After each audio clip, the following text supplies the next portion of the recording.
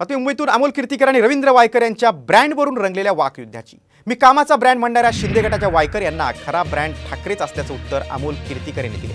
ठाकरे आणि शिवसैनिकांमुळेच वायकर पुढे आल्याचे खडे बोल कीर्तीकर यांनी सुनावले। 5व्या टप्प्यातल्या निवडणुकीच्या प्रचाराचा आता रंग चढू लागलाय।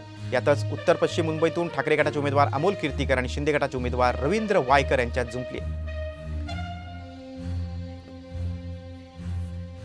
ज्या वेळेला इलेक्शनच्या अगोदर ज्या वेळेला मी निवडून येतो प्रत्येक वेळेला त्यावेळेला पहिल्या दिवशीच माझं इलेक्शन आहे असं समजून मी 365 दिवस वर्षाचे आणि 5 वर्ष अशा पद्धतीने काम करतो।